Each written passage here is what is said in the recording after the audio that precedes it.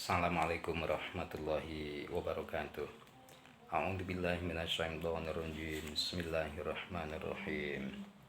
Qala al-musannif rahimahullahu wa nafa'ana bihi wa bi 'ulumihi fid dharaini amin ya rabbal alamin.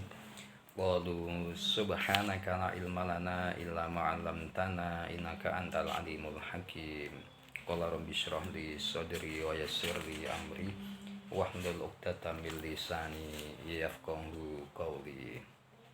Sugeng dalu para sedulur sedaya ingkang minulya, mugi-mugi sami sehat wilujeng nggih, keluarga pinaringan sehat walafiat, senajan kahanan teng Jawi nembe geger geber kados mekaten. Semoga kita semua sekeluarga senantiasa mendapat karunia Allah sehat walafiat lahir batinipun. Kita syukuri biqaulina alhamdulillahirabbil alamin. Sedulur semua, kayaknya sudah beberapa event kita tidak bersua, kita tidak berjumpa secara nyata. Oleh karena itu, sebagai tombol kangen kita, malam hari ini mohon sediakan ruang dan waktu sekadar kita menyapa, melanjutkan kajian walau kajian secara virtual ini. Mudah-mudahan panjenengan berkenan. Sedulur semua, kita lanjutkan kajian malam ini. Kita sampai kepada Shahifah 24, maqalah Rabi'ah. Bismillahirrahmanirrahim. Bismillahi amiwiti ngaji sapa kita kelan nyebut asmane Allah, sifate Allah Ar-Rahmani dat kang paring murah ing dalem donya lan akhirat, Ar-Rahimi terus sifate Allah dat kang paring balas asih ing dalem akhirat bloko. Wal maqalatur rabi'ah.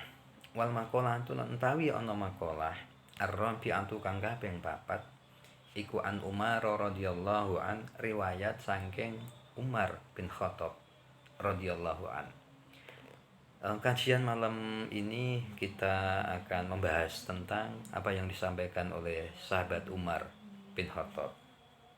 Sebelum masuk kepada konten apa yang disampaikan oleh Umar, sejenak mari kita tengok sejarah background sosial sahabat Umar masa lalunya, di mana sahabat Umar ini sampai hari ini kita kenal sebagai sahabat yang tegas. Dan bahkan ada julukan yang menempel pada diri Umar itu adalah Asadul Asad, singanya singa atau singa padang pasir. Namun ternyata sahabat Umar ini punya masa lalu yang kelam sebagai orang yang kejam, sadis, gangster, preman. Suatu ketika Umar bin Khattab ini punya rencana jahat, ingin membunuh Kanjeng Nabi. Malah ketika melakukan perjalanan menuju kediaman Nabi, ketemu dengan sahabat namanya Abdullah An-Naham Al-Adwi. Oleh Pak Abdullah ini Umar ditanya, "Wahai Umar, mau kemana engkau?" Dijawab oleh Umar, "Aku mau ke rumah Muhammad dan akan aku bunuh Muhammad itu." "Mengapa?" kata Abdullah. "Karena Muhammad telah merusak tatanan yang ada dan bahkan menyebarkan agama baru." Dijawab oleh Abdullah ini, "Wahai Umar, apakah engkau tidak tahu bahwa adik kandungmu sendiri itu loh, Fatimah beserta suaminya, dia telah murtad loh, dan sekarang dia telah masuk Islam. Kalau tidak percaya, cobalah tengok ke rumah." Pada akhirnya Umar ini pun pulang memenuhi saran dari Abdullah. Dan ketika sampai di samping rumah, Umar ini mendengar lantunan ayat-ayat suci Al-Quran yang dibaca oleh sahabat Khobab, saat itu mengajarkan Al-Quran kepada adiknya Umar, Fatimah. Mendengar lantunan ayat Al-Quran itu, akhirnya Umar dengan marahnya masuk ke rumah dan bertanya kepada penghuni rumah itu, "Apa yang kau baca? Mana lembaran-lembaran yang kau baca?" Pertanyaan Umar ini dijawab oleh suami Fatimah yang tak lain adalah adik ipar Umar bin Khattab itu sendiri. Dijawab, "Tidak ada bang lembaran-lembaran di sini. Tidak ada bacaan-bacaan yang dilantunkan di sini.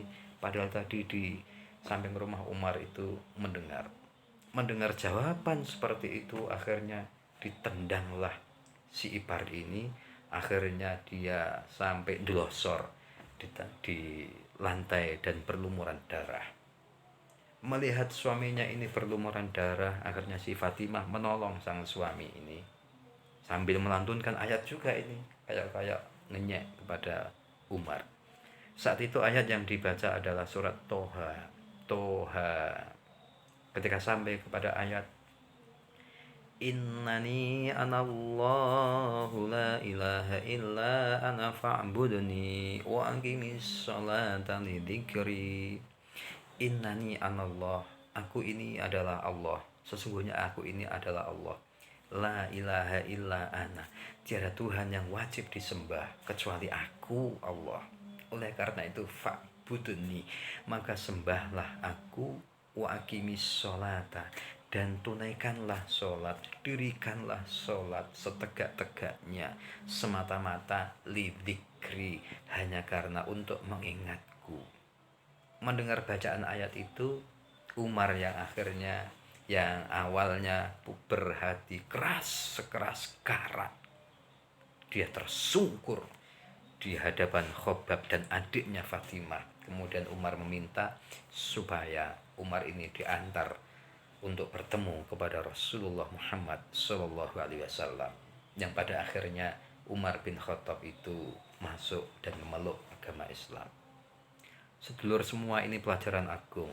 Manakala kita melihat barangkali sedulur kita, tetangga kita, bahkan saudara kita itu yang notabene menurut kacamata dan penilaian diri kita mereka adalah orang jahat, mereka orang jelek, jangan serta-merta dan gegabah kita memvonis diri mereka itu sebagai orang jahat dan neraka tempatnya.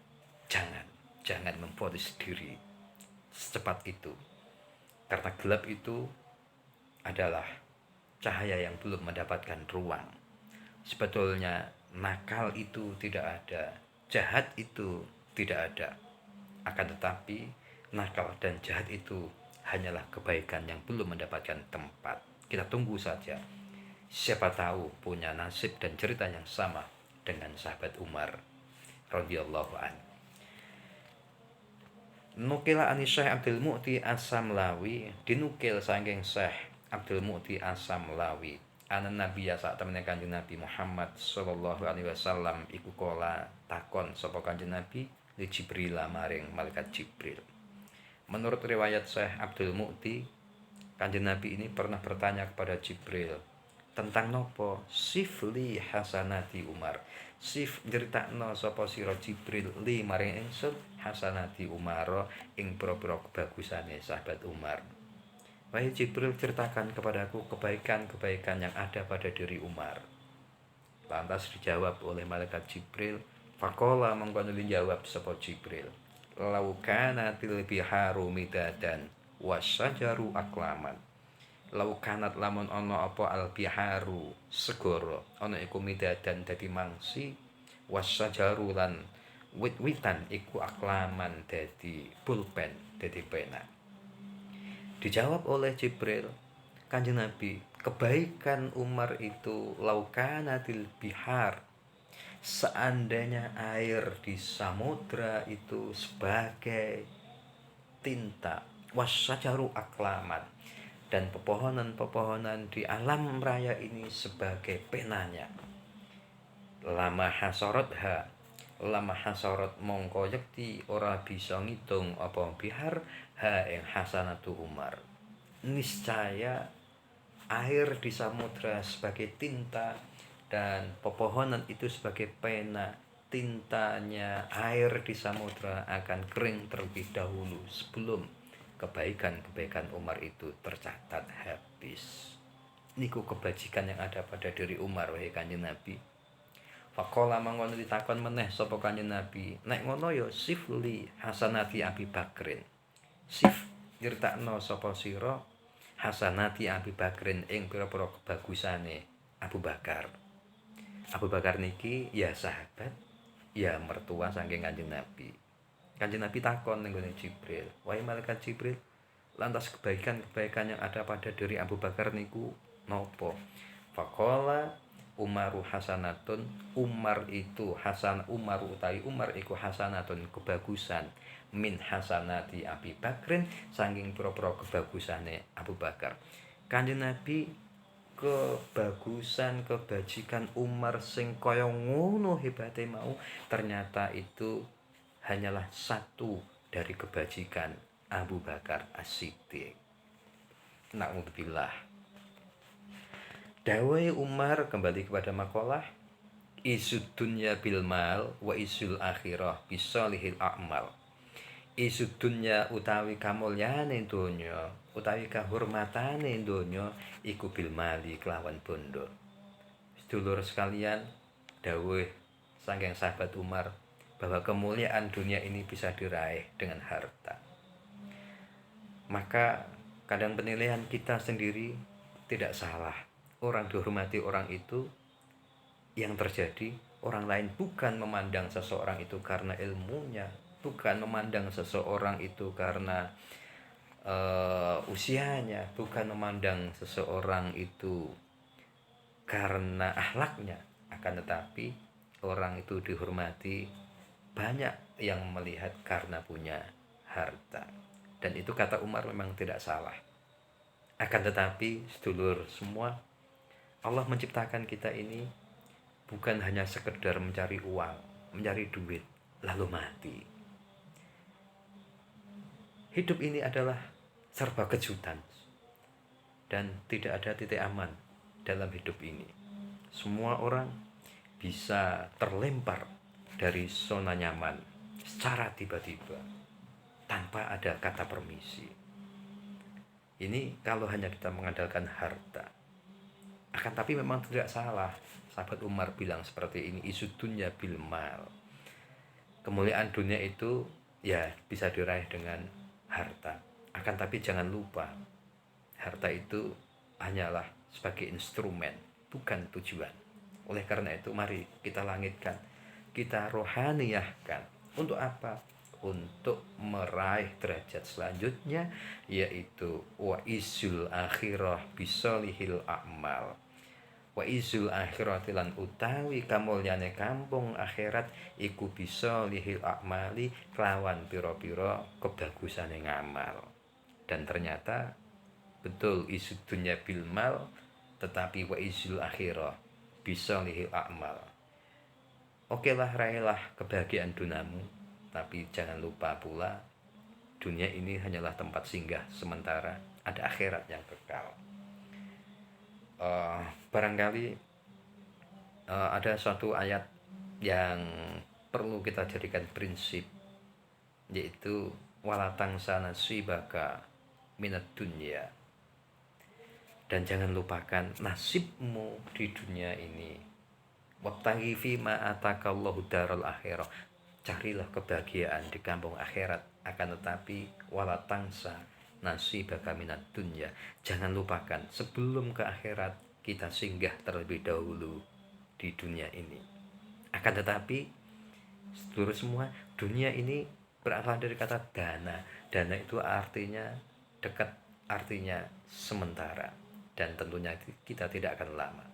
Oleh karena itu kemuliaan dunia ini bisa kita raih dengan harta. Jangan lupakan, semua kita rohaniyahkan, kita langitkan. Apakah lantas kita tidak boleh punya harta? Wajib hukumnya, karena prinsip dalam rukun Islam itu ada zakat, di mana kita bisa zakat ketika kita punya harta. Bahkan haji, di sana ada seruan walillahi 'alan nasi hijjul baiti man istata'a ilaihi sabila. Kesimpulannya adalah isud dunya bil mal wa isul akhirah bil a'malis sholihah. Oleh karena itu secara simbolik, duit itu adalah simbol kemegahan dunia. Duit itu adalah simbol kekayaan duniawi. Oleh karena itu kita pelajari duit itu ternyata di doa. Jangan lupakan doa, karena kita adalah seorang hamba. Kemudian usaha. Seorang mukmin, seorang muslim itu adalah harus punya jiwa yang aktif. Jangan hanya menunggu dan menunggu bersifat pasif. doa, usaha. Tapi jangan lupakan apa yang kita raih itu bukan karena semata-mata hasil kerja nyata kita, harus ada iman di dada. Duit yang terakhir adalah takwa. Dalam rangka mencari kemegahan dunia, dalam rangka mencari harta ini, jangan lupakan iman di dada serta takwa sebagai pakaian iman itu. Demikian dan sekian, mudah-mudahan menjadi kangen ini terobati, dan walau sekelumit sapaan lewat virtual ini menjadikan ilmu, dan kita walau stay at home kita masih tetap bisa bersua walau lewat udara, dan mudah-mudahan panjenengan sehat, keluarga sehat, dan wabah ini cepat pergi dari negeri tercinta ini. Wal minkum, wassalamualaikum warahmatullahi wabarakatuh.